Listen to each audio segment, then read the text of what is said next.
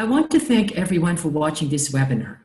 I'm honored to be working with a group of peace activists in America to start a peace movement and urge the United States government to pivot to peace rather than war with China. The level of racism experienced by Asian Americans as a result of the US Cold War with China is unprecedented. We have a US president who made scapegoating out of ethnic groups central to his political agenda. First, it was the Muslims, then the Mexicans and Latin immigrants, and now the Chinese. He radicalizes his constituents to hate China and incites them to believe China is entirely responsible for its failings to protect Americans from the pandemic. He had kind words to say about the KKK, white nationalists, but throw racial slurs at the Chinese people, calling the pandemic China virus. As a result of Mr. Trump's propaganda against China, that China is somehow negligent in containing the pandemic and causing unprecedented infections and deaths in the US, lawsuits have been filed in 6 states: California, Florida, Nevada, Missouri, Mississippi, Pennsylvania, and Texas. People in these states responded to Mr. Trump's call for war with China. They seek damages in the trillions, equivalent to what we owe to China. As you know, China purchased billions of treasury bonds to bail us out of the 2008 financial crisis. And they sent us all the inexpensive goods in exchange for a piece of paper called treasury bonds. And for all of that China has done for the US, our lawmakers are proposing a bill that would remove the exemption clause from the Foreign Sovereignties Immunities Act, which immunizes a sovereign country from lawsuits filed by US citizens. This is a reciprocal law that protects countries from being sued by each other's citizens.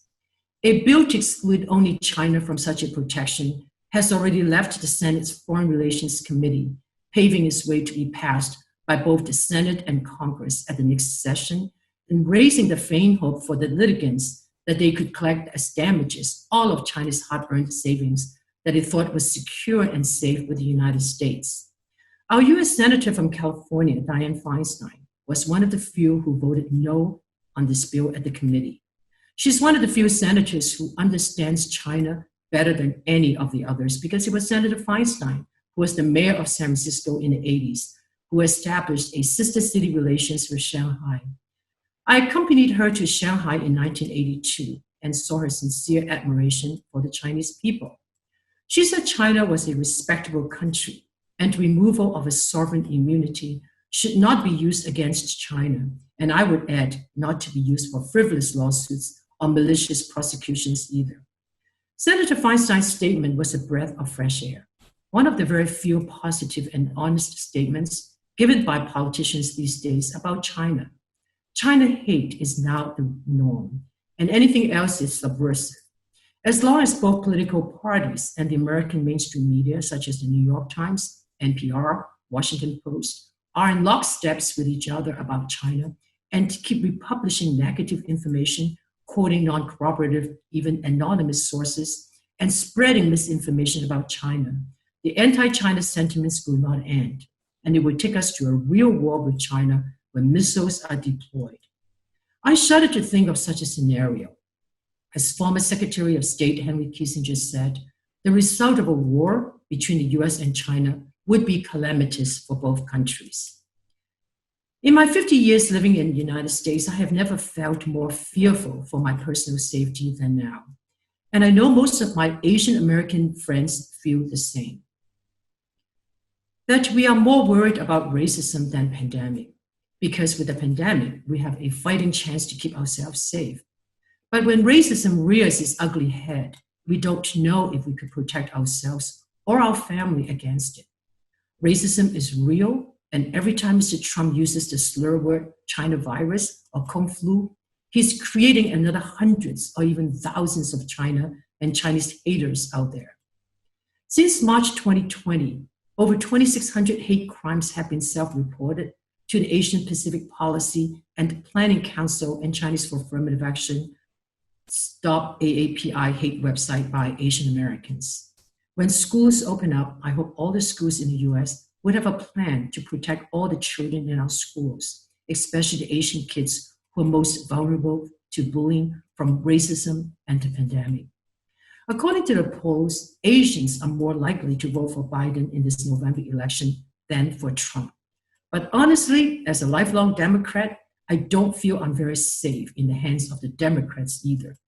The Democrats in the Senate just announced on September 17th a massive spending bill aimed to stepping up U.S. hostility toward China to the tune of $350 billion. The greatest share of the money will go to science and technology development, which will compete with China's advanced technology. I have no problems with that. In fact, that is how we should deal with China's more advanced technological developments. But political pundits opined, and I tend to agree, that those money will probably all go to the already very rich, biggest tech firms. Just like the majority of the pandemic stimulus money that should have gone to small businesses actually went to big corporations. And the unemployed workers and the 20% of our population, which is impoverished, will not see any of that money to make their lives better. Our huge income gap will remain unchanged. And what frightens me even more is the money earmarked to promote separatism in Hong Kong and Xinjiang under the high order of democracy and human rights, and the appropriation of $125 million of military spending to induce small countries, our so-called junior partners, probably not so rich countries in Asia, to join in on attacking China and fighting a proxy war for us. The idea that billions of dollars are appropriated to promote separatism for Hong Kong would be unthinkable under any other times. But we now have an open season to attack and confront China in any way we see fit, as long as we think we can win. But Hong Kong is protected by the national security law which it just passed, which criminalizes acts of secession, sedition, and terrorism. China was prescient to make sure a law is in place to discourage and prevent separatism. Besides, how democratic is the US to encourage separatism in Hong Kong when a recent polling shows only 17% of its people support such a concept? Is that the kind of democracy that we're teaching Hong Kong to be? To force a system upon them that the overwhelming majority do not want? In the last 40 years, China lifted 800 million people from poverty, and it is on its way to alleviate poverty for another 600 million people. Why do we want to take down a country that has helped so many people? The Chinese Communist Party has a clear purpose and agenda: to provide all its citizens a safe, secure, and prosperous country to live in. China's economy is fast growing, and its history of non-aggression shows China is not likely to go to war unless provoked. We have no business to provoke China using Hong Kong or Xinjiang as a battleground. We must leave China to equitably resolve its own domestic issues by its own means. There is a better way to handle a strong China. Send people who know China and respect China, like Senator Feinstein, to negotiate with them, and not to Mr. Pompeo. China regards loyalty as one of the highest values and will respond positively when the goodwill is shown. In the Book of War, Sun Tzu said, to win a war, know thy enemy first, then know thyself. China is getting to know us through the many Cold War tactics that we have deployed. Most of them are failures. As China has been able to counter those tactics blow for blow, yet never showing its hands, we are fighting this war based on the failed notion that we can win by lies and propaganda and brutal gangster tactics, like kidnapping Huawei CEO on the flimsiest of evidence for some trumped-up criminal charges, like robbing a hard-earned, successful business like TikTok, and kicking out all the smartest and brightest math, engineers, science, and technology scholars and students from China, who would have contributed to this country's technological development while they study here, and some may stay here after they finish their studies, and persecuting our Chinese American scientists who contribute towards researches in cancer, gene therapies, and other diseases. Why do we ban and persecute them? Because they are Chinese and are all suspected of being spies. Insofar as the Cold War is concerned, it is one blunder after another on our part.